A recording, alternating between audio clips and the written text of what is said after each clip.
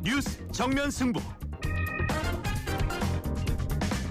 신윤의 뉴스 정면 승부 2부 시작하겠습니다. 주간 정치 매치 계속 이어갈 텐데요. 지금 스튜디오에 있는 엄경영 시대정신연구소장, 유승찬 정책 컨설턴트 두 분 나와 계십니다. 아니 그래서 이게 결국은 이제 홍준표 전 시장이 이제 세 가지 시나리오 말씀해 주시고 이렇게 했는데, 그분이 만일 말이에요, 김문수 후보 쪽에 조금 힘을 실어주면 좀 좋아질까요? 유승민 전 대표는 고민하고 있다고 그러던데. 뭐 유승민 전 대표 고민하고 있고 한동훈 그분은 고민은 별로 안 하시는 거예요. 고민 좀 하는 것 같긴 해요. 근데 그래요? 왜냐하면 이제 어쨌든 거기도 한동훈 차기 당권에 대한 관심이 있을 거잖아요. 그럼 지금 어떤 스탠스를 취하느냐가 당원들한테는 굉장히 깊은 인상을 남길 것이기 때문에 고민을 하긴 할 텐데. 아니 근데 제가 여기 들어오기 전에요. 네.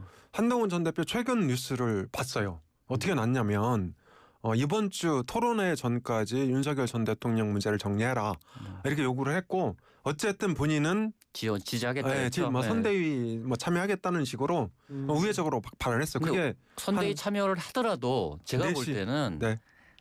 이 문제를 정말로 전격적으로 정리를 해야 참여하는 사람들의 적극성이 더 보장이 될 거잖아요. 명분도 그렇고. 근데 그 문제들을 어떻게 정리하느냐가 사실은 막판 국민의힘 어떤 선대위 구성이나 선대위의 어떤 역할에 결정적인 영향을 미칠 것 같다. 저는 뭐 사실은 근데 윤석열 탈당 안 한 상태에서 한동훈이 참여한다고 해서 그렇게까지 헌신적으로 할 것 같지는 않거든요. 그러니까 아무튼 그런 상태에 있는 것 같아요. 근데 전 진짜 여러 가지 궁금해요. 아니 왜 이렇게 윤석열 전 대통령이 매달리고 있는지. 자, 두 번째 매치 들어가 보겠습니다. 두 번째 매치입니다. 김상욱 의원의 이재명 지지 선언, 대선판에 큰 영향 미친다, 별 영향 없다. 어떻게 보세요? 뭐 저는 이제 이재명 후보 같은 경우는 사실 이제 압도적 1위 후보 같은 경우는 이제 큰 사고 없이 선거를 관리하는 게 되게 중요하잖아요. 예. 그리고 지금은 어쨌든 보수 외연 확장을 계속 하고 있거든요. 그러니까 이제 그 민주당 쪽 얘기로는 합리적 보수의 영토에 깃발을 꽂기 시작했다. 뭐 이런 거거든요. 민주당의 장기 전략입니다, 이거는. 그러니까 민주당이 뭐 진보였던 적도 별로 없긴 하지만 약간 중도 이 좌우를 왔다 갔다 했는데, 어쨌든 국민의힘이 그 계엄과 탄핵으로 인해서 극우 영토로 이동했다, 이렇게 판단하고 있는 것 같아요. 그래서 이 보수 쪽 인사들을 적극적으로 영입하겠다. 뭐 이런 내부의 컨센서스가 있는 것 같고, 그런 측면에서 어쨌든 이 안정적 관리 측면에서 저는 뭐 도움이 될 거다. 이것이 뭐 지지율이 지금도 뭐 엄청나게 높은데 지지율 상승을 더 견인한다기보다 이 지지율 기조, 이런 1위 기조를 유지해 나가는데 도움이 될 거다. 뭐 이렇게 생각합니다. 네, 저는 별 영향이 없다 이렇게 봅니다. 왜냐하면 사실은 이제 이 보수 인사들이 이재명 선대위로 넘어가서 거기서 시너지가 나려면 판세가 박빙이거나 조금 불리한 그런 국면이어야 되거든요. 그런데 지금도 굉장히 막강한 어떤 이 파워를 형성하고 있는 상황에서 보수 인사들이 거기로 넘어가는 것은 마치 줄을 서는 거랑 비슷한 어떤 효과를 가져올 수도 있다. 그래서 저는 결국은 보수 결집의 촉매제가 될 수 있다고 보고 있고요. 그리고 저는 김상욱 의원에 대해서는 이제 원래 성격이 뭐 민주당 쪽하고 굉장히 가까웠다. 그러니까 법무법인 정우의 법률 변호사였거든요. 이제 이 법무법인 정우가 송철호 전 울산시장, 예. 이제 그분이 있던 이제 그 로펌이고요. 그리고 사실 좀 냉정하게 말을 하면요, 저는 국민의힘이 문제가 있다고 그래서 4대 요구한 거 아닙니까? 그러니까 윤 전 대통령 제명, 사과, 그리고 이제 한덕수 반대, 추경 편성, 이게 이제 4가지 요구인데요. 이게 대부분 다 정리가 됐어요. 그러니까 물론 윤 전 대통령에 대한 제명 문제가 아직 남아 있는데 이것도 저는 시간 문제라고 봅니다. 그리고 예를 들어서 그러니까 국민의힘의 공천을 받아서 울산에서 당선된 거 아닙니까? 그러면 어떻게든 국민의힘에 남아서 국민의힘을 바꾸려고 노력을 해야 된다. 그러니까 마치 이 국민의힘이 마음에 안 든다고 그래서 이게 그 다른 당에 가서 국민의힘을 바꾼다든지 내지는 대한민국이 문제가 있다고 그래서 미국 가서 대한민국을 바꾸려고 하는 시도랑 비슷한 거다. 저는 이렇게 보고 있고요. 저 너무 국민의힘을 저는- 살아가시는 거 아닙니까? 아니 살아가는 게 아니라 저 굉장히 기분 나쁩니다. 그리고 아니, 근데 있지 않습니까? 이게 이 제가 모질게 말하면요. 배신자들은요. 어려울 때 나타납니다. 임진왜란 때 그리고 6.25 전쟁 아니 때 그거는 좀 군부 독재 시절에 정당 얼마나 많은 배신자들이 나왔습니까? 너무 나가시는 것 같고요. 그러면 어떻게 이준석 그 대표는 오죽하면 국민의힘을 떠나서 그러니까 신당을 이준석 대표는 만들었겠어요. 쫓겨난 거죠. 아니, 그러니까 저는 쫓겨날 때까지 아니 그 버티면서 사실상 그 당을 그것도- 바꾸려고 그것도 저기 노력을 해야 김상우 된다. 의원은 얼마나 핍박을 받았습니까? 솔직히 그러니까 김상우 의원은 핍박까지 김상우 받지는 의원이 그래도 않았어요. 보수 정당 안에서는 계엄과 탄핵에 대해서 합리적인 의견을 갖고 있었던 거 아닙니까? 그러니까 제가 질문. 그럼 만약 김상우 의원이 개혁신당 갔으면 괜찮았어요? 개혁신당 갔으면 이제 색깔이 비슷하니까 보수 정체성을 유지하고 있는 당 아닙니까? 그건 좀 다른 문제죠. 아 요새 민주당도 자꾸 보수로 간다 그러니까. 예, 뭐 보수 댄스 강화하고 있습니다. 민주당은 실질적으로. 그러니까 실제로 예. 그러면 좋은데요. 예를 들어서 선거 때만 보수로 간다 이런 문제가 되는 거죠. 그러니까 공약 보시면 아시겠지만 공약은 대부분 굉장히 진보적입니다. 그러니까 이 보수 공약 몇 개 없어요. 그렇게 볼 때 민주당이나 이재명 후보가 과연 선거 끝나고도 보수를 유지할 것인가 저는 굉장히 회의적으로 봅니다. 자, 제가 앞서 일부에서 말씀드리려고 했던 개요 잠깐만 말씀드리겠습니다. 먼저 한국갤럽의 정례 여론조사인데요. 5월 16일 오늘 공개된 여론조사죠. 5월 13일부터 15일까지 전국 18세 이상 1,004명을 대상으로 한 전화 면접 조사입니다. 그리고 인터넷 이 NBS 조사가 있는데요. NBS 조사 같은 경우에는 5월 12일부터 14일까지 전국 18세 이상 1,000명을 대상으로 한 전화 면접 조사입니다. 자세한 내용은 중앙선거 여론조사 심의위원회 홈페이지를 참조하시면 되시는 여론조사인데 그런데 지금 여기 보니까 정당 지지도도 점점 더 벌어져요. 이 두 여론조사에서. 예? 맞습니다. 이게 그러니까 사실은 저는 뭐라고 생각하냐면 후보의 지지율은 뭐 그렇게 될 수 있다고 하지만은 정당 지지율은 움직임이 둔하잖아요. 그러니까 이게 좀 버텨줘야지 후보들이 좀 이렇게 해가지고 맞습니다. 올라갈 수 있을 텐데 그거 좀 그렇더라고요. 아까 교수님 말씀하셨듯이 그 이번 그 후보 경선 파동 예, 막장 드라마 예. 이걸 보면서 사실 정례미가 떨어진 거죠. 정례미가 떨어진 그 국민의힘 지지자들이 상당히 이제 응답을 회피하고 있다 이렇게 봐야 될 것 같고요. 그러니까 지금 그 상태로 지금 국민의힘이 이제 김문수 후보가 그 기조를 끌고서 대선을 치르게 되면 그 기조가 좀 유지될 것 같고 제가 특이한 거는 MBS 조사랑 갤럽 조사가 지지율엔 약간 숫자는 차이가 있는데 두 후보의 격차가 22%로 갔습니다. 그러니까 이제 그 정도 격차를 보이고 있는 겁니다 지금. 예, 전체적으로 그 정도 격차를 보이고 있는 거고 이 격차는 우리가 역대 선거를 봤지만 굉장히 큰 격차 아니겠습니까? 그렇죠. 예, 굉장히 큰 격차고 그렇기 때문에 사실은 국민의힘은 제가 이제 대선을 해보면 도전자 중에 정말 도전자 아닙니까? 지금 이 정도 판세가 형성돼 있으면. 근데 마치 아무것도 안 하는 사람들처럼 그냥 하고 있단 말이에요. 저는 이런 선거를 본 적이 없어요. 그러니까 아니 저도 처음 봐요. 예. 아니, 재밌는 거 이 많잖아요. 절체절명의 예. 순간인데도 마치 그냥 아무 일 없었다는 듯이 막 가고 있단 말이에요. 그래서 저는 가령 김용태 비대위원장 같은 경우도 그런 말이 많았잖아요. 이거 그냥 바지 사장이다 뭐 이런 얘기도 있었고 뭐 그래도 젊은 정치인을 얼굴로 내세워서 뭔가 변화를 하려나 보다. 사실 국민의힘을 좋아하시는 분들은 김용태 같은 젊은 그 정치인이 나와서 당을 좀 변화시켰으면 좋겠다 이런 마음을 갖고 있었을 텐데 사실 지금 하는 걸로 봐서는 그렇게 뚜렷한 뭔가 혁신의 그 돌파구나 이런 걸 찾지는 못하고 있는 것이 아닌가 이렇게 생각이 듭니다. 근데 지금 어쨌든 잘 나가요. 뭐 민주당 뭐 당 지지율도 그렇고 잘 나왔는데 그런데 이 일각에서는 좀 사법부에 대해서 너무 좀 하는 거 아니냐. 그러니까 뭐 너무 굉장히 다양하죠. 지기현 판사 문제도 있고 조희대 대법원장에 대한 특검 문제도 있고 그리고 그 뭡니까 형사소송법 개정안 예? 이것도 있고 뭐 여러 가지가 있는데 어떻게 이거 좀 그런 거 아니에요? 네, 이번 대선에서 사법부 개혁에 대한 이슈가 이제 뜨거운 쟁점으로 부상을 하고 있는데요. 저는 무엇보다도 이재명 후보의 이 사법부에 대한 인식이 좀 심각하다고 봅니다. 저는 뭐 조희대 대법원장에 대한 특검법이라든지 또 선거법 개정안, 그러니까 허위사실 유포를 이제 범죄 대상에서 제외하는, 저는 이제 이런 것도 문제긴 하지만요. 지난 15일 경남 하동 이재명 후보가 유세하면서 무슨 얘기 했는지 아십니까?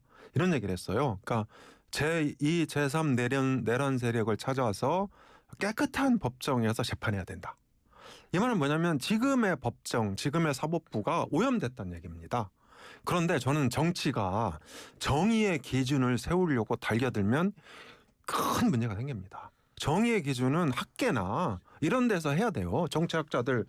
참 교수님 어제 그 스승의 날인데 제가 마음으로 하늘만큼 땅만큼 축하 메시지를 저는 보냈는데. 스승의 날 때 우리 청취자 여러분이 스승이다 그랬죠. 진짜 고맙다고. 훌륭한 메시지입니다. 네. 늦었지만 축하드리고요. 어쨌든 그래서 저는 학계나 학자 뭐 이런 데서 정의 기준에 대한 논의가 돼야 된다 이렇게 봅니다. 근데 그거를 정치인이 정의 기준을 세우려고 하는 순간 그건 심각한 문제가 발생이 돼요. 그러니까 특히 대통령이 그런 모순에 빠지게 되면 대한민국이 어디로 갈지 모릅니다. 그래서 법정이 깨끗한지 아닌지는 이재명 후보가 판단할 일이 아니다. 저는 그렇게 보고 있고요.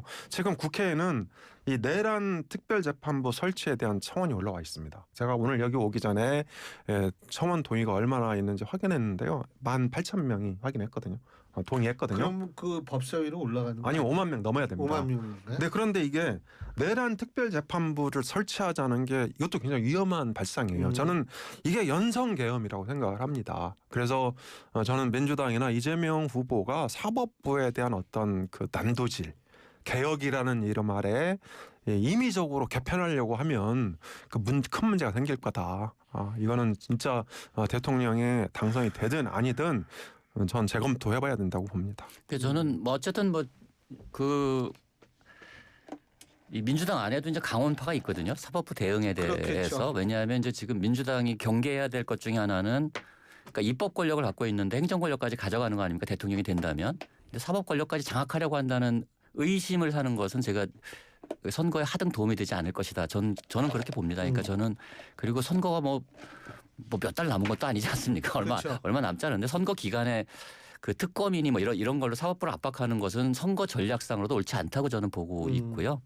또 하나 이제 뭐 그거는 뭐 이 민주당 내에도 이런 의견을 가지신 분들이 꽤 있는 걸로 저는 알고 있습니다. 그러니까 그런 그 온건한 대응을 주문하시는 분들이 있다고 알고 있는데, 근데 또 저는 뭐 엄 소장님 말씀처럼 뭐 사법부는 그냥 언터처블한 조직이다. 또 저는 그렇게 보지 않습니다. 그러니까 우리가 개혁할 거는 개혁해야 된다고 봅니다. 지기현 판사는 사상 초유의 산수로 윤석열 내란 우두머리를 석방하지 않았습니까? 이거 도대체 어떻게 이런 문제들은 어떻게 방지해야 되는 겁니까 도대체? 사법부가 하니까 다 절대적으로 옳다 이러고 그냥 넘어가야 되는 문제입니까? 그런 건 아니고요. 물론 건강한 공론장에서 이 학계와 여러 가지 시민사회와 정치권이 공동으로 논의해야 될 일이지만 사법개혁도 저는 필요하다고 봅니다. 필요한데 이 속도 조절과 완급 조절이 필요하고 그런 어떤 특정한 인물을 위해서 이것이 이루어지고 있다는 의심을 사지 않도록 각별한 주의가 필요하다 저는 이렇게 봅니다. 아니 근데 뭐 대법관 숫자도 뭐 한 100명으로 늘리자 뭐 이렇게 하니까 사실은 조금 보는 사람이 굉장히 이 생소함이라는 게 사실은 조금 불안함도 포함될 수 있지 않느냐라는 의견이 있거든요. 그건 저도 인정합니다. 예. 예. 그래서 좀 그렇고 근데 이제 이번 주 일요일인가요? 그 TV 토론 한다고 그러죠. 네. 근데 이게 TV 토론이 제일 처음에 역사적으로 보면 대선 후보 TV 토론 제일 처음에 했던 게 언제냐면 케네디 닉슨의 TV 토론이 제일 처음이잖아요. 근데 사실은 그 이후로 이제 쭉 데이터를 모아보면 TV 토론이 뭐 결정적으로 막 판세를 뒤집고 막 이런 경우는 사실 거의 없는 걸로 알고 있어요. 예. 근데 뭐 그래도 뭐 하여간 한다니까. 근데 이게 경제 부분은 사실은 이거 그렇게 크게 뭐가 될 것 같지는 않은데 어떻게 보세요? 뭐 기본소득 문제가 될래나 뭐 어떻게 보세요? 그런데 경제 문제이긴 하지만요. 예. 또 이제 주도권 토론이라는 게 있기 때문에 거의 모든 분야에 대해서 다룰 수 있다 이렇게 봅니다. 그리고 저는 이제 두 가지 점에서 이번 그 TV 토론이 큰 이 분수령이 될 거다. 그러니까 첫 번째는 이게 그 이재명 후보에 대한 견제론이 새로운 이슈로 부각이 될 거냐 말 거냐. 지금까지는 이제 이재명 후보가 주장했던 내란 심판이 어느 정도 이렇게 이제 효과를 본 그런 선거 전이었거든요. 선거 초반까지는. 근데 뭐 주요 정당의 대선 후보가 정해졌고 또 내란 심판 문제가 어느 정도 이제 그 이슈로 계속 그 뭐 제기가 됐기 때문에 저는 이게 선거 중반부터는 이재명 견제론에 대한 그러니까 네 명이 하는 거 아닙니까? 그러니까 이재명 대 비이재명 구도로 이제 토론이 전개될 가능성이 있는데 그것이 저는 핵심 이슈는 이재명 견제론이다 이렇게 보고 있고요. 또 하나는 이게 김문수 후보와 이준석 후보가 이 후보 중에 어느 누가 보수 진영의 주도권을 쥘 거냐. 그래서 저는 단일화 문제가 계속 남아 있다고 봅니다. 그러니까 뭐 협상을 통해서 단일화하는 건 좀 어려울 것 같고요. 18일 TV 토론을 통해서 김문수 후보나 이준석 후보 어느 한쪽으로 저는 분위기가 좀 쏠려갈 거다. 그래서 김문수 후보가 뭐 사퇴할 수도 있고 내지는 이준석 후보가 사퇴할 수도 있고 이런 방식을 통해서 이게 그 다음 주 토요일까지 단일화 가능성이 어느 정도 남아 있다. 그게 18일 토론회에서 결정될 것으로 전 보고 있습니다. 이렇게 되면 이재명 후보와 1대1 구도가 성립이 돼서 판세가 충분히 바뀔 수 있다. 전 그렇게 전망합니다. 뭐 경제 토론회니까 전체적으로 경제 문제를 다루긴 할 겁니다. 그러니까 지금 미국의 통상 관세 문제 뭐 이런 얘기들을 주요하게 나올 거고 어떻게 대응할 것인지 뭐 이런 얘기들이 나올 거고 또 그 뭐 제로 성장 시대라는 지금 전망치들이 계속 나오고 있는데 그럼 비상기업과 내란이 경제에 미친 악영향이 뭐냐 이걸 둘러싸고 내란 관련된 의제들이 형성이 될 것 같고요. 그 다음에 이재명 그 후보의 상징과도 같은 지역화폐 그런 그 뭐라 그러죠 지역화폐가 지역화폐죠. 그거 뭐 이제 뭐 주는 거 있잖아요. 예. 하여간 지원금. 기본소득 그러니까 기본 지원 뭐 지원금 이 문제 요런 정도 이슈들이 좀 형성되면서 이것들이 이슈를 타고 그런 현안 문제들로 이제 이동해서 치열한 토론이 진행이 될 건데 아무래도 뭐 경제 문제라는 하나의 큰 프레임이 있기 때문에 뭐 그날 일요일 토론에서 이렇게 뭐 이렇게 승부가 갈리는 뭐 이런 정도까지 나오기는 좀 어렵지 않을까 이렇게 생각이 듭니다. 원래 이론적으로 TV 토론이 갖는 영향은 확증 편향을 강화시키는 역할은 분명히 한다는 거예요. 그러니까 아까 엄 소장님이 말씀하신 것처럼 예를 들면 김문수 후보 대 저기 누구죠? 이준석 후보. 이건 어차피 보수 진영 사람들이 다 눈에 들어오는 거니까 거기에서는 이게 좀 바뀔 수 있는데 뭐 김문수 후보 이준석 후보 지지했던 사람이 딱 그거 토론 보고서 와, 저 이재명 후보 진짜 똑똑하네 이러고서 이재명 후보 지지할 가능성은 거의 없다는 거죠. 뭐 그렇죠. 예. 그러니까 이게 그 내부에서는 좀 변화가 있을 가능성은 있다. 이런 그리고 TV 토론의 아이러니도 있습니다. 말 잘하고 똑똑한 사람이 득점을 못하는 경우도 굉장히 많습니다. 그렇죠. 예. 예. 근데 이제 사실 우리가 방송에서 전달력이라 그러잖아요. 예. 전달력이 얼마큼 좋은가 이런 부분도 우리가 한번 봐야죠. 예, 오늘 두 분 말씀 여기까지 듣겠습니다. 고맙습니다. 네, 고맙습니다. 감사합니다. 예, 지금까지 엄경영 시대정신연구소장 유승찬 정치 컨설턴트 두 분과 함께했습니다.